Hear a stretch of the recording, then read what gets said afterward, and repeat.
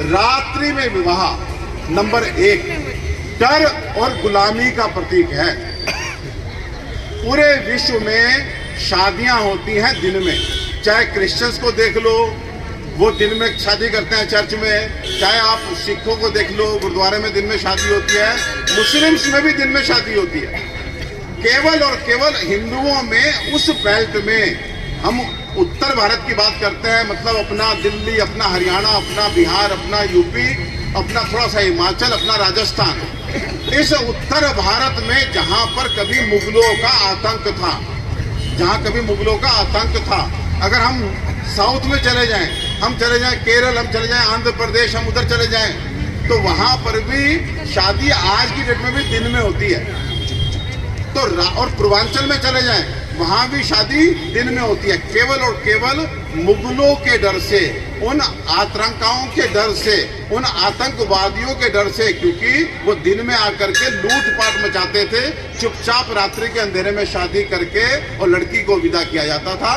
ना केवल रात्रि विवाह बल्कि बाल विवाह भी केवल मुगलों के डर से शुरू हुए थे। ये पर्दा प्रथा भी मुगलों के डर से, भाई दिखे ना कौन जा रहा, सुंदर है नहीं सुंदर है, जो भी। तो ये डर और गुलामी का प्रतीक है रात्रि विवाह। नंबर 2, धर्म असम्मत है, क्योंकि रात्रि में हम क्या कर रहे हैं, यज्ञ को साक्षी मान के, अग्नि को साक्षी मानकर फेरे कर रहे हैं। तो क्या वास्तव में कभी किसी वेद में रात्रि में यज्ञ का विधान है? आप सोचिए, रात के समय जब देवताओं के शयन का समय होता है, जब तामसी बेला होती है, जब तांत्रिक लोग काम कर रहे होते हैं, जब प्रेत आत्माएं विचरण कर रही होती हैं, उस समय देवताओं का आह्वान करना क्या धर्म सम्मत है, क्या वेद सम्मत है? बिल्कुल नहीं है।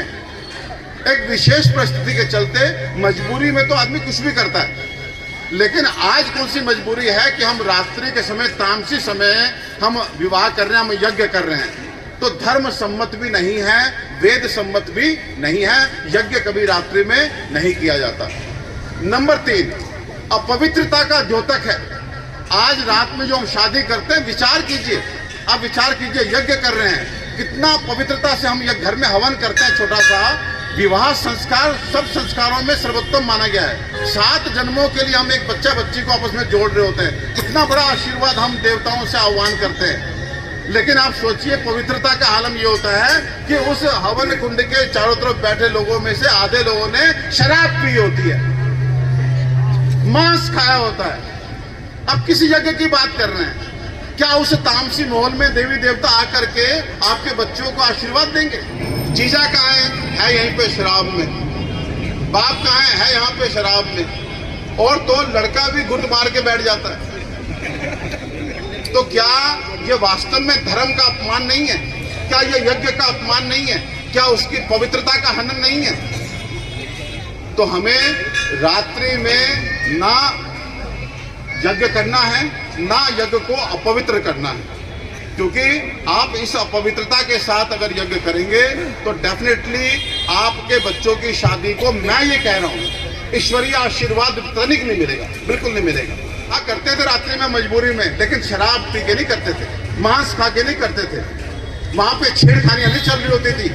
हवन के चारों तरफ माहौल कैसा होना चाहिए, सात्विक माहौल। लेकिन आज कैसा माहौल होता है, एक दूसरे को छेड़ रहे होते हैं, कोई जूता इधर करके सोया पड़ा है, कोई आधा सोया पड़ा। लड़के लड़की जो आहुति दे रहे वो भी अर्ध निंद्रा में है। 50% लोग बारात आने से पहले चले जाते हैं और बाकी बच्चे 40% लड़की के स्टेज पे आने से पहले चले जाते हैं। किसी भी बड़े ने सिर पे हाथ नहीं रखा बच्चों के, पता नहीं किसका सिर पे रखा हाथ फलीभूत हो जाए, बच्चों की जिंदगी बन जाए, लेकिन सिर पे हाथ कहाँ रख रहे हैं। तो मेरा बस अपने बात को संक्षेप में ये कहना है कि आगे से अगर हम एक प्रण लें कि शादी दिन में करेंगे, नंबर 2 हम मंदिर में करेंगे, नंबर 3 हम सूती वस्त्रों में, सात्विक वस्त्रों में करेंगे, नंबर 4 सात्विक माहौल में करेंगे, और नंबर 5 भोजन के रूप में वहां पे स्टॉल का नुमाइश ना करके हम केवल और केवल प्रसाद रूप में भोजन ग्रहण करेंगे, फिर हम घर चले जाएंगे। और उसके बाद ये हो गया विवाह संस्कार, ये हुआ विवाह संस्कार। और उसके बाद अगले दिन बढ़िया से अपने आनंद को, अपने वैभव को प्रदर्शित कीजिए ना। आप खूब नाचिए, खूब गाइए, खूब आप 7 स्टार में कीजिए, 10 स्टार में कीजिए, शराब पीजिए, मांस खाइए, मेरे को कोई मना नहीं है।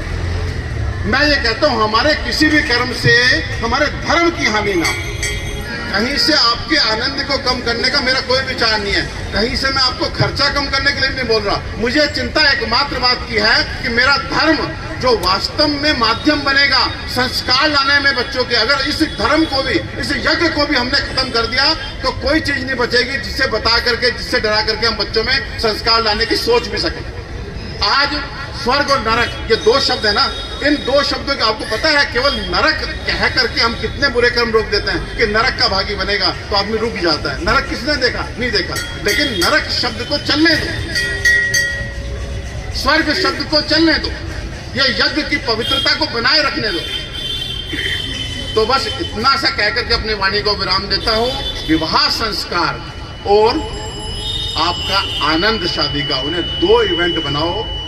आप पूरी दुनिया को रिसेप्शन पे बुलाओ, वापसी जाते समय सोने की गिनियां दो, आप सोना जड़ित लहंगा पहनो, लेकिन जब शादी हो, विवाह संस्कार हो, जब देवी देवताओं का आह्वान हो कि बच्चों को आशीर्वाद दो, तब प्लीज अपने सात्विक माहौल को बना के रखें। पुनः रिपीट करता हूं, रात्रि विवाह हमारी गुलामी और डर का प्रतीक।